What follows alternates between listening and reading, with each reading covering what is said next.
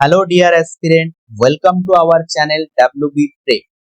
Dear aspirant, আজকে থেকে এই চ্যানেলে এরপর কন্টিনিউয়াসলি তোমাদেরকে ক্লাস প্রোভাইড করানো হবে তোমাদের আপকামিং এক্সামকে টার্গেট করে।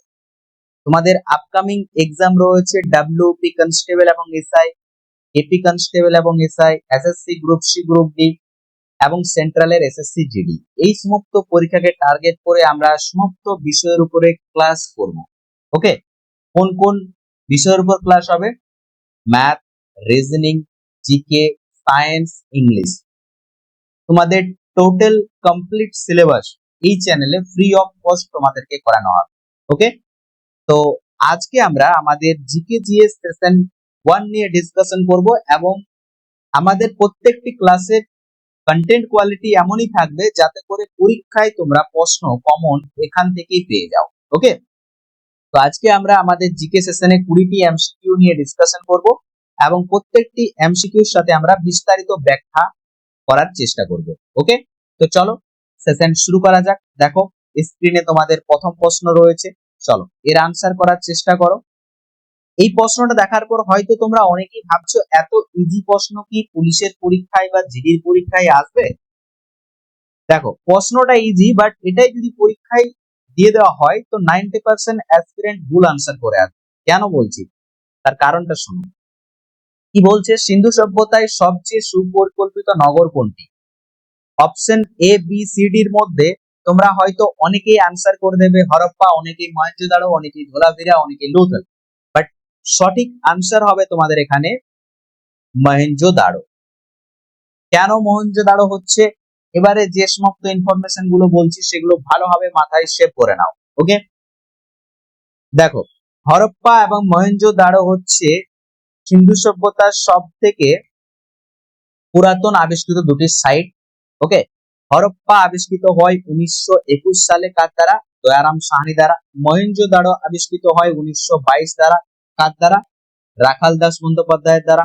ওকে, ধোলাভিরা এবং লোথাল এই দুটো সাইট কোথায় অবস্থিত? এই দুটো সাইট হচ্ছে গুজরাটে অবস্থিত। ওকে, এবারে দেখো হরপ্পা, মহেঞ্জোদারো, ধোলাভিরা এবং লোথাল সবগুলোই হচ্ছে সিন্ধু সভ্যতার নগর শহর। ক্লিয়ার? কিন্তু মহেঞ্জোদারো এখানে রাইট আনসার এই কারণেই হচ্ছে, তার কারণ হচ্ছে নাম্বার 1 এরিয়া। মহেঞ্জোদারোর যে এরিয়া সেটা এই চারটা সাইটের থেকে অনেক বড়। দ্বিতীয় হচ্ছে মহেঞ্জোদারোতে যে সমস্ত এভিডেন্স আমরা পেয়েছি সেই এভিডেন্স গুলো অনেকটাই হচ্ছে শক্তপোক্ত এই চারটা অপশনের মধ্যে, যতগুলো অপশন তোমরা এখানে দেখতে পাচ্ছ হরপ্পা, ধোলাভিরা বা লোথালের মধ্যে। ক্লিয়ার? আর এখন হয়তো তোমরা নতুন কিছু বইতে বা বলা যেতে পারে আর্টিকেলতে কিছু তোমরা পেয়ে যাবে রাইট আনসার হিসাবে ধোলাভিরা। কেন তার কারণটা বলছি, দেখো মহেঞ্জোদারোতে নগর নিষ্কাশন ব্যবস্থার মধ্যে যেটা জল নিষ্কাশন ব্যবস্থা, ঠিক আছে, সেটা খুব ভালো ছিল। ধোলাভিরার মতো জল নিষ্কাশন ব্যবস্থা খুব ভালো ছিল, কিন্তু ধোলাভিরাতে একটা জিনিস এক্সট্রা ছিল, সেটা হচ্ছে জল সংগ্রহ। ঠিক আছে, জল সংগ্রহ ব্যবস্থা কিন্তু মহেঞ্জোদারোতে ছিল না, যেটা ধোলাভিরাতে দেখতে পাওয়া গেছে। এটা রিসেন্ট ডাটা, যার জন্য নতুন বইতে হয়তো পেতে পারো বা গুগলে পেতে পারো, বাট ম্যাক্সিমাম বইতে দেখবে সুপরিকল্পিত নগর শহর হিসাবে রাইট আনসার করছে মহেঞ্জোদারো। ঠিক আছে, আশা করি ক্লিয়ার হয়েছে পুরো বিষয়টা। চলো নেক্সট প্রশ্নে আমরা যাই। পৃথিবীর ভূপৃষ্ঠের সর্বাধিক প্রচলিত শিলা হলো? বলো অপশন এ বি সি ডির মধ্যে সঠিক আনসার কি হবে? তার এখানে যে অপশনগুলো রয়েছে তার মধ্যে সঠিক আনসার হয়ে যাবে অপশন এ। আগ্নেয় শিলা হচ্ছে পৃথিবীর ভূপৃষ্ঠের সর্বাধিক প্রচলিত শিলা। ওকে, কতটা কে বলতে পারবে পার্সেন্টেজ অনুযায়ী? পৃথিবীর 95% ভূত্বকের গঠন হচ্ছে আগ্নেয় শিলা দ্বারা। নোট করে রাখবে। ওকে, আচ্ছা আরেকটা এখানে ইম্পর্টেন্ট পয়েন্ট বলি, যদি বলে হচ্ছে গিয়ে সবচেয়ে প্রচলিত আগ্নেয় শিলা কি, তাহলে সব থেকে প্রচলিত আগ্নেয় শিলা হচ্ছে ব্যাসল্ট, এটাও মনে রাখবে। ঠিক আছে, চলো নেক্সট প্রশ্নে আমরা যাই। দেখো 3 নম্বর প্রশ্ন কি রয়েছে, দিল্লির সুলতানদের মধ্যে কে বাজার নিয়ন্ত্রণ ব্যবস্থা চালু করেছিলেন? দেখো আমি তোমাদেরকে মিনিমাম সময়ে ম্যাক্সিমাম আউটপুট দেওয়ার চেষ্টা করব, তোমাদের অতিরিক্ত সময় নেব না। তোমরাও তাড়াতাড়ি কমেন্ট করবে, আর যদি না কমেন্ট করতে পারো নিজে নিজে অ্যাটলিস্ট মাথার মধ্যে যেন আনসারটা দৌড়াদৌড়ি করে সেরকম একটা ভাবনা চিন্তার মধ্যে তৈরি থাকো। ওকে, চলো। দিল্লি সুলতানদের মধ্যে কে বাজার নিয়ন্ত্রণ ব্যবস্থা চালু করেছিলেন? কুতুবুদ্দিন আইবক, যিনি দাস বংশের প্রতিষ্ঠাতা, নাকি আলাউদ্দিন খুলজি, নাকি হচ্ছে গিয়াসুদ্দিন বলবন, নাকি ফিরোজ শাহ তুগলক? রাইট অ্যান্সার কি হয়ে যাবে? রাইট অ্যান্সার হয়ে যাবে sir option A, Alauddin Khilji. ঠিক আছে, তোমাদের একটা ডাটা বললাম, অনেকেই হয়তো নোট করেছো কি করে না জানি না। কুতুবুদ্দিন আইবক হচ্ছে দাস বংশের প্রতিষ্ঠাতা, ঠিক আছে, কিন্তু যদি বলা হয় দাস বংশের প্রকৃত প্রতিষ্ঠাতা তখন রাইট অ্যান্সার কি হয়ে যাবে? ইলতুৎমিশ। কিন্তু প্রতিষ্ঠাতা বললে রাইট অ্যান্সার হবে কুতুবুদ্দিন আইবক। ক্লিয়ার? আচ্ছা চলো, এবারে চলে আসো খিলজিদের কাছে। আলাউদ্দিন খিলজি। আলাউদ্দিন খিলজি হচ্ছে বাজার নিয়ন্ত্রণ ব্যবস্থা চালু করেন। আরেকটা ব্যবস্থা চালু করেছিলেন যেটা হচ্ছে প্রথম দিল্লি সালতানাতে, সেটা হচ্ছে কি? সেটা হচ্ছে দাগ এবং হুলিয়া, দাগ এবং হুলিয়া প্রথা। এটা কি স্যার দাগ এবং হুলিয়া প্রথাটা? এটা সৈনিকদের পোশাকে দাগ দিয়ে দেওয়া হতো। এর আগে যত রাজা রাজত্ব করেছিল তাদের সৈনিকের নির্দিষ্ট কোনো পোশাক ছিল না এবং সেই পোশাকে কোনো মার্ক ছিল না, বলতে গেলে কোনো লোগো ছিল না। যেমন আমরা এখন একটা দেখতে পাই ইন্ডিয়ান আর্মির একটা লোগো, ইন্ডিয়ান এয়ারফোর্স এর একটা লোগো, সেই মতো কোনো লোগো ছিল না। তো আলাউদ্দিন খিলজি কি করে? দাগ দিয়ে দেয়, ঠিক আছে, সেইটাকেই হচ্ছে দাগ এবং হুলিয়া প্রথা নামে প্রচলন ধরা হয়। ঠিক আছে, প্রথম আলাউদ্দিন খিলজি তার সৈন্যদের পোশাকের উপরে দাগ দিয়েছে। চলো নেক্সট প্রশ্নে যাই। লবণ কোন দুটি পদার্থের বিক্রিয়ায় গঠিত হয়? বলো।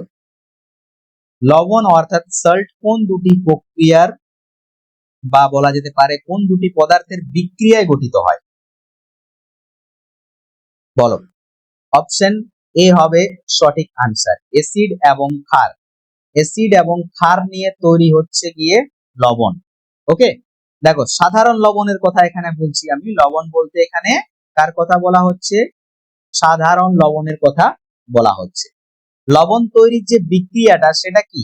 HCl plus NaOH, NaCl plus H2O, এটা হচ্ছে বিক্রিয়াটা।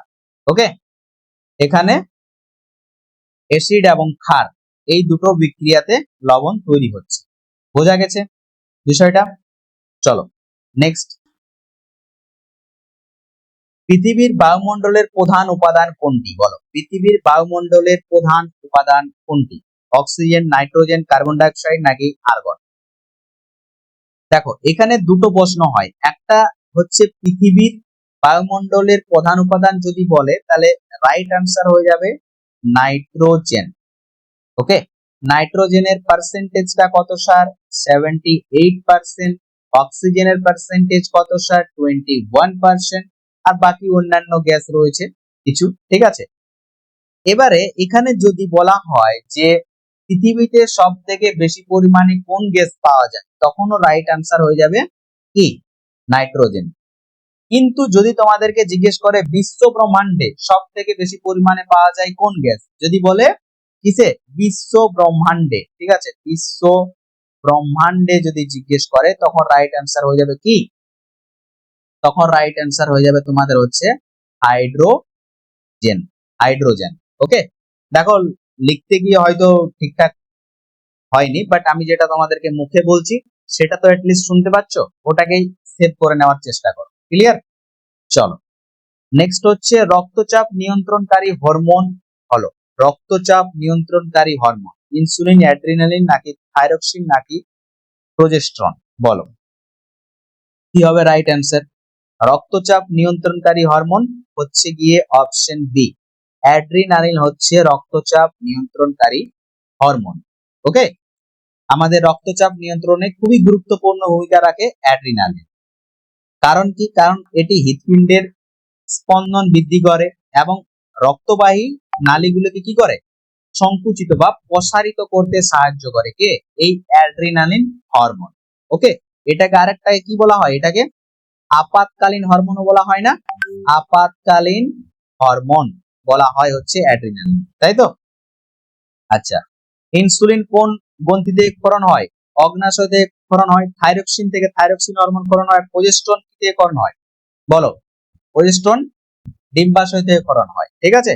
চলো নেক্সট কি রয়েছে পলিটি থেকে, কোশ্চেন নাম্বার 6, সার্বভৌমত্বর ধারণা কোন চিন্তাবিদ, আচ্ছা সরি একটু দেখে নাও ভালো হবে কি বলছে, সার্বভৌমত্ব এর ধারণা কোন চিন্তাবিদ সর্বপ্রথম দেন? আচ্ছা, কোশ্চেন বলছে যে সার্বভৌমত্ব ধারণাটা প্রথম কে দিয়েছিল, বলো কি হবে রাইট অ্যান্সার? জিন বোর্ডিন, জন লোক, রুশো নাকি হবস? কি হবে রাইট অ্যান্সার?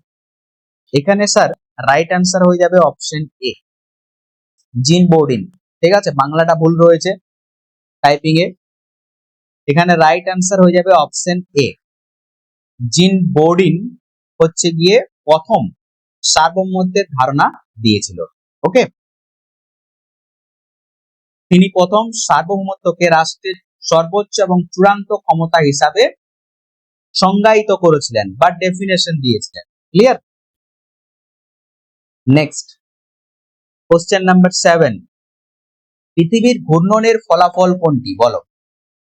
পৃথিবী যে রোটেট হচ্ছে বা রোটেশন যে আমরা দেখতে পাচ্ছি এর ফলে কি হয় সেটা এখানে জিজ্ঞেস করছে। পৃথিবী ঘূর্ণনের ফলাফল কোনটি? দিনরাত আবর্তন, ঋতু পরিবর্তন, চন্দ্রগ্রহণ নাকি সূর্যগ্রহণ? বলো। ইজি কোশ্চেন, রাইট অ্যান্সার হয়ে যাবে তোমাদের অপশন এ, দিনরাত আবর্তন, ঠিক আছে। দিনরাত হয় কি জন্য? পৃথিবী ঘুরছে বলেই তো হয় না, সূর্য এরকম রয়েছে, তার চারপাশে বিভিন্ন গ্রহগুলো ঘুরছে একটা একটা করে এইভাবে। ওকে, যখনই সূর্যের কিরণটা সরাসরি পড়ছে তখন হচ্ছে দিন, যখন সরাসরি পড়ছে না তখন হচ্ছে রাত। বোঝা গেছে? চলো নেক্সট, আলোর বেগ শূন্যস্থানে প্রায় কত? এটা তোমাদের জেনারেল সায়েন্স থেকে প্রশ্ন রয়েছে, বলো আলোর বেগ শূন্যস্থানে প্রায় কত? এর রাইট আনসার কি হবে? আলোর বেগ শূন্যস্থানে প্রায় কত? এখানে যেটা দেখতে পাচ্ছ তোমরা অপশন ডি উভয়, এ ও সরি বি এবং সি। এবারে এখানে দেখতে পাচ্ছ একটা মান রয়েছে 3 ইন্টু 10⁸ মিটার পার সেকেন্ড, আর এখানে একটা রয়েছে 3 ইন্টু 10⁵ কিলোমিটার পার সেকেন্ড। এই দুটোই হচ্ছে সঠিক, তাহলে এখানে রাইট আনসার হয়ে যাবে কি অপশন এ, ঠিক আছে। আরেকটা এখান থেকে প্রশ্ন হয় যে আলোর বেগ কোন স্থানে সর্বাধিক হয়, ঠিক আছে, জিজ্ঞেস করে না, রাইট আনসার কি হয়ে যায়? ওটা রাইট আনসার হয়ে যায় শূন্য, শূন্য স্থানে আলোর বেগ সর্বাধিক। ওকে, চলো নেক্সট, মানুষের শরীরে ইনসুলিন উৎপন্ন হয় কোন অঙ্গ থেকে? বলো, মানুষের শরীরে ইনসুলিন উৎপন্ন হয় কোন অঙ্গ থেকে? তোমাদেরকে একটু আগেই আমি বললাম, রাইট আনসার কি হবে? এখানে রাইট আনসার হবে প্যানক্রিয়াস, যেটাকে বাংলায় বলা হয় অগ্নাশয়, ঠিক আছে। প্যানক্রিয়াস গ্রন্থি বা অগ্নাশয় গ্রন্থি থেকে ইনসুলিন হরণ হয়ে থাকে, ঠিক আছে। আর ইনসুলিন বল এই যদি গড়বড় হয়ে যায়, ঠিক আছে, বা বলা যেতে পারে ইনসুলিন হরমোনের যে ব্যালেন্স এটা হারিয়ে ফেলে, তাহলে কি রোগ হয়? তাহলে যেটা হয় সেটা হচ্ছে ব্লাড সুগার, ঠিক আছে, ব্লাড সুগার রোগ হয়ে থাকে। ওকে, আচ্ছা, এখানে পাকস্থলীতে একটা অ্যাসিড দেখতে পাই আমরা, যে অ্যাসিডটা কি HCl, হাইড্রোকনিক অ্যাসিড পাকস্থলীতে দেখতে পাই আমরা, যার ফলে আমাদের খাবার ডাইজেস্ট হয়। বা বলা যেতে পারে এই যে আমরা বিভিন্ন ধরনের জীবাণু অনেক সময় খেয়ে নিত, ঠিক আছে, বা ছোট ছোট যেগুলো আমাদের চোখে পড়ে না সেগুলো কে মারে? এই HCl অ্যাসিড মেরে থাকে, ঠিক আছে। চলো নেক্সট, নিউটনের প্রথম গতি সূত্রকে কি বলা হয়? নিউটনের প্রথম গতি সূত্রকে কি বলা হয়, বলো। এ বি সি ডি এর মধ্যে সঠিক আনসার কি হবে? এখানে স্যার রাইট আনসার হয়ে যাবে অপশন বি, জড়তার সূত্র, ঠিক আছে। জড়তার সূত্র বলা হয় নিউটনের প্রথম গতি সূত্রকে, ঠিক আছে। নিউটনের প্রথম গতি সূত্রকে জড়তার সূত্র বলা হয়। এটি অর্থাৎ এই যে নিউটনের প্রথম গতি সূত্র, এটা কি বলে? কোন বস্তু তার গতিবেগ বা স্থিতি বজায় রাখে যদি সেটাতে কোনো বাহ্যিক বল প্রয়োগ করা না হয়। মানে ধরে নাও এখানে একটা বস্তু রয়েছে, এবার এটাতে যদি এখান থেকে তুমি পুশ না করো, অর্থাৎ এটাকে যদি প্রেসার তুমি না দাও, তাহলে এই বলটা কিন্তু এখান থেকে এখানে আসবে না, সেখানেই থাকবে। এটাই হচ্ছে নিউটনের প্রথম সূত্র। অর্থাৎ স্থির বস্তু স্থিরই থাকবে এবং গতিশীল বস্তু গতিশীলই থাকবে যতক্ষণ না সেটাতে একটা বাহ্যিক কোনো বল প্রয়োগ করা হচ্ছে। Clear sir? চলো নেক্সট হচ্ছে মানুষের কিডনি মূল একক হলো। মানুষের কিডনির মূল একক বলো কি হবে? অ্যালভিলে, নিউরন, নেফ্রন নাকি সিলিয়া? এখানে রাইট অ্যান্সার হয়ে যাবে অপশন সি, নেফ্রন। নেফ্রন হচ্ছে মানুষের কিডনির মূল একক। ঠিক আছে, মানুষের কিডনির মূল একক হচ্ছে নেফ্রন। আর কিডনি কি কাজ করে থাকে? আমাদের ইউরিন ফিল্টার করে থাকে। ঠিক আছে, ইউরিন ফিল্টার করে থাকে কে? কিডনি। একটা প্রশ্ন জিজ্ঞেসও করে, ঠিক আছে, মনে রাখবে। চলো নেক্সট নেক্সট প্রশ্ন রয়েছে, ভারতের জাতীয় সঙ্গীত জনগণ মন প্রথম কোথায় গাওয়া হয়েছিল? বলো। একদম ইজি প্রশ্ন, আই হোপ এটা পারবে সকলে। ভারতের জাতীয় সঙ্গীত প্রথম কোথায় গাওয়া হয়েছিল স্যার? অপশন এ হবে রাইট আনসার। 1911 সালের কলকাতা কংগ্রেস অধিবেশনে প্রথম জনগণমন গাওয়া হয়। ঠিক আছে, এটা কার লেখা?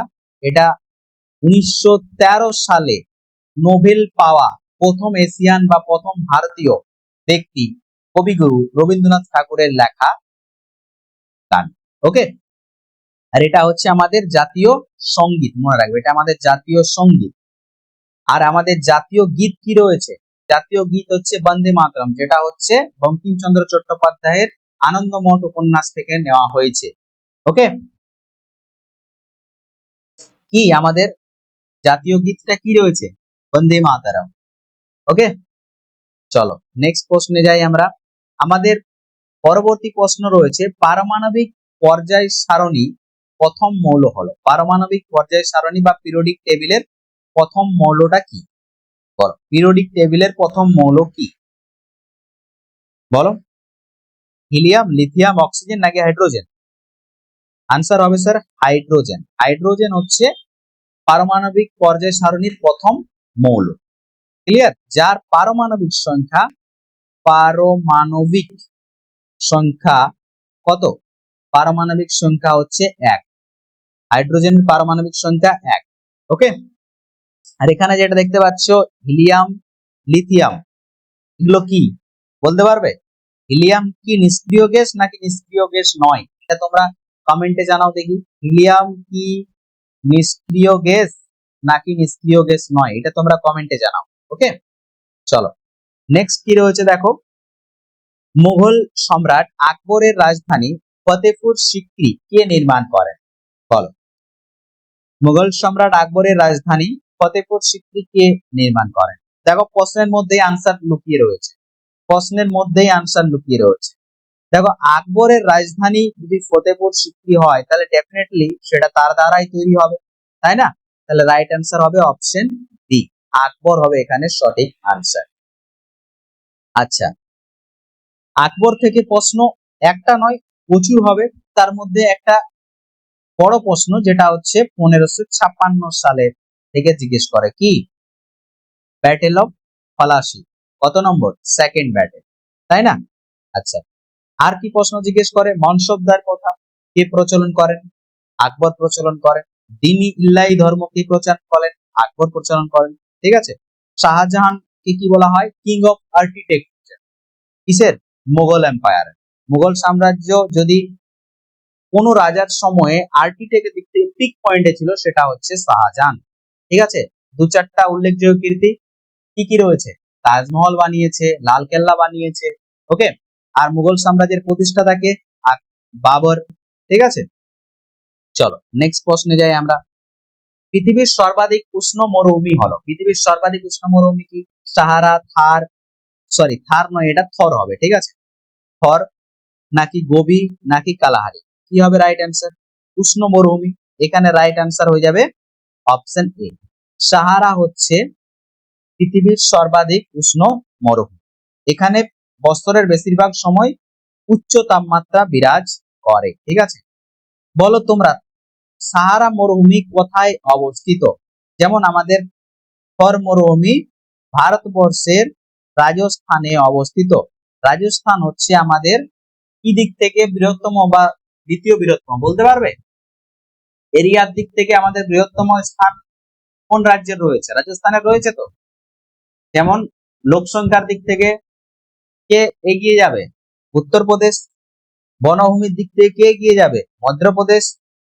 সেই মতোই ক্ষেত্রফলের দিক থেকে কে এগিয়ে যাবে? রাজস্থান। ওকে, আচ্ছা বলো গোবি মরুভূমি কোথায় অবস্থিত? এগুলো তোমাদেরকে প্রশ্ন করছি, কমেন্টে জানাবে। চলো নেক্সট কি রয়েছে? পৃথিবীর সংবিধানের সরি ভারতের সংবিধানের প্রস্তাবনায় ধর্মনিরপেক্ষ শব্দটি যোগ করা হয় কততম সংবিধান সংশোধনীতে? বলো। আমাদের ইন্ডিয়ান যে কনস্টিটিউশন রয়েছে সেখানে সেকুলার ওয়ার্ডটা ইনক্লুড হয় কততম অ্যামেন্ডমেন্টে? বলো। 42, 44, 46 নাকি 52? রাইট অ্যান্সার কি হবে? এখানে স্যার রাইট অ্যান্সার হবে 42, যেটা হয়েছিল 1976 সালে। 1976 সালে ভারতীয় সংবিধানে কি হচ্ছে? ধর্ম নিরপেক্ষ শব্দটা ইনক্লুড হচ্ছে। এর সাথে আরো দুটো শব্দ ইনক্লুড হয়েছে। কি কি কেউ বলতে পারবে? আরো বলো, কেউ বলতে পারবে তো কমেন্টে জানাবে। ঠিক আছে, এবং এই যে 1976 সালের 42তম সংবিধান সংশোধন, এটাকে কি বলা হয়? মিনি কনস্টিটিউশন বলা হয়। মিনি কনস্টিটিউশন বলা হয়। ওকে, চলো নেক্সট। রক্তে অক্সিজেন বহন করে কোনটি? বলো। রক্তে কে অক্সিজেন বহন করে? আমাদের ব্লাডের মধ্যে অক্সিজেন বহন করে নিয়ে যায় কে? প্লাজমা, হিমোগ্লোবিন নাকি লিউকোসাইট নাকি থ্রম্বোসাইট? এখানে রাইট অ্যান্সার হয়ে যাবে অপশন বি। হিমোগ্লোবিন হচ্ছে রক্তে অক্সিজেন বহন করে থাকে। দেখো, হিমোগ্লোবিনের দ্বারাই আমরা হচ্ছে গিয়ে একটা মানুষের মধ্যে কত ব্লাড রয়েছে সেটা নির্ধারণ করি। যেমন ফিমেলের মধ্যে অ্যাভারেজ হিমোগ্লোবিনের যেটা মাত্রা সেটা হচ্ছে 10 থেকে 12। ঠিক আছে, না আমি একটু ভুল বললাম। ঠিক আছে, দাঁড়াও, 12 থেকে 14 এটা হচ্ছে স্বাভাবিক ফিমেলের ক্ষেত্রে, আর মেলদের ক্ষেত্রে হচ্ছে 14 থেকে 16। ঠিক আছে, এটা হচ্ছে হিমোগ্লোবিনের স্বাভাবিক মান। আর যদি এর থেকে তোমার নিচে কমে চলে আসে, অর্থাৎ ফিমেলদের যদি দেখা যায় 10, 9, 10.5 এরকম রয়েছে, তাহলে ধরে নেবে তোমার শরীরে ব্লাডের পরিমাণ কম রয়েছে। ঠিক আছে, তুমি রক্তাল্পতার মধ্যে ভুগছো। ওকে, চলো নেক্সট। ফাদার অফ নেশন বা জাতির জনক মহাত্মা গান্ধী কোন সালে জন্মগ্রহণ করেন? বলো। ফাদার অফ নেশন বা জাতির জনক মহাত্মা গান্ধী কোন সালে জন্মগ্রহণ করেন? আনসার করো, এই প্রশ্নের আনসার কে পারবে দেখা যাক। বলো।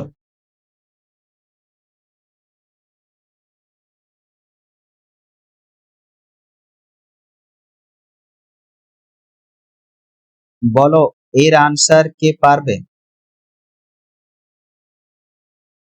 এটা তোমাদের জন্য আমি কমেন্ট টাস্ক রাখলাম। ঠিক আছে, কমেন্ট টাস্ক থাকলো এটা তোমাদের জন্য।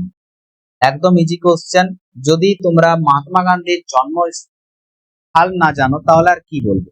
যেমন প্রশ্ন কি কি হয় আমি আরো এক্সট্রা এখান থেকে কিছু বলে দিচ্ছি। মহাত্মা গান্ধী থেকে প্রশ্ন হয় মহাত্মা গান্ধী কবে ভারতে এসেছিল? 1915-তে। ঠিক আছে, 9 জানুয়ারি, যেটাকে প্রবাসী ভারত দিবস হিসাবে পালন করা হয়। 1917-তে হচ্ছে চম্পারণ সত্যাগ্রহ, যেখান থেকে মহাত্মা গান্ধী পপুলার হচ্ছে। ওকে, এরকম ভাবে আরো প্রচুর প্রশ্ন মহাত্মা গান্ধী থেকে, যেগুলো আমরা কোনোদিন অন্য সেশনে আলোচনা করব। তোমরা এই প্রশ্নের আনসার কমেন্টে জানাবে, তোমাদের জন্য টাস্ক রয়েছে। চলো এবার চলে আসো, তোমরা হচ্ছে 15 নাম্বার প্রশ্ন। দেবদাস উপন্যাসের রচয়িতা কে? বলো, দেবদাস উপন্যাসের রচয়িতা কে? সবাই তো দেবদাস সিনেমা দেখেছো না? বলো, এর আনসার কি হবে তাহলে? আনসার হয়ে যাবে স্যার শরৎচন্দ্র চট্টোপাধ্যায়। ঠিক আছে, শরৎচন্দ্র চট্টোপাধ্যায় হচ্ছে দেবদাস উপন্যাসের রচয়িতা। তিনি এই উপন্যাসটা কত সালে লিখেছিলেন? 1900 সালে লিখেছিলেন, এবং এটা প্রকাশিত হয়েছিল তার থেকে ঠিক আই থিঙ্ক 15 থেকে 16 বছর। টাইমটা ছিল 1917। ঠিক আছে, 1917। ওকে, চলো নেক্সট। কার্বনের কোন রূপভেদটি সবচেয়ে শক্ত? কার্বনের কোন রূপভেদটি সব থেকে শক্ত বলো? এখানে যেগুলো দেখতে পাচ্ছ, কয়লা, হীরা, গ্রাফাইট, ফ্লোরিন, এগুলো সবই হচ্ছে কার্বনের রূপভেদ। ঠিক আছে, বা কার্বনের রূপ। তো বলো এর মধ্যে সবথেকে কঠিন রূপ বা সব থেকে শক্ত রূপ কোনটা? রাইট আনসার হবে হীরা বা ডায়মন্ড। ডায়মন্ড হচ্ছে কার্বনের সবচেয়ে শক্ত রূপ। ঠিক আছে, আর এই যে কয়লা রয়েছে, কয়লাকে কি বলা হয়? ব্ল্যাক ডায়মন্ড বলা হয়। ঠিক আছে, তাই না? কালো হিরে বলা হয় কয়লা। চলো, আর গ্রাফাইট কিসে ইউজ হয়? গ্রাফাইট পেন্সিলে ইউজ হয়। একটা প্রশ্ন জিজ্ঞেস করে, পেন্সিলের যে কি বলবো ওটা, লিড বলে মনে হয় না, কি একটা বলে, যেটা পেন্সিল যেটা দিয়ে লেখা যেত আগে, নটরাজের যে পেন্সিলের লেখার জায়গাটাকে লিড বলে মনে হয়। ঠিক আছে, ওটা ঠিক আমার মনে আসছে না এই মুহূর্তে। তো ওইটা কি দিয়ে তৈরি হতো? গ্রাফাইট দিয়ে তৈরি হতো। ওকে, চলো নেক্সট হচ্ছে, রেড প্ল্যানেট নামে পরিচিত কোন গ্রহ? বলো, রেড প্ল্যানেট নামে পরিচিত কোন গ্রহ? অর্থাৎ লাল গ্রহ কাকে বলা হয়? মঙ্গল বা মার্স কে বলা হয় লাল গ্রহ, যেখানে মানুষ ভর করে থাকার স্বপ্ন দেখছে। ঠিক আছে, কেন লাল গ্রহ বলা হয় বা কেন এটা লাল হয়? তার কারণ হচ্ছে এই মঙ্গলের মধ্যে, মঙ্গলে যে মাটি রয়েছে তার মধ্যে প্রচুর পরিমাণে আয়রন অক্সাইড রয়েছে। প্রচুর পরিমাণে কি রয়েছে?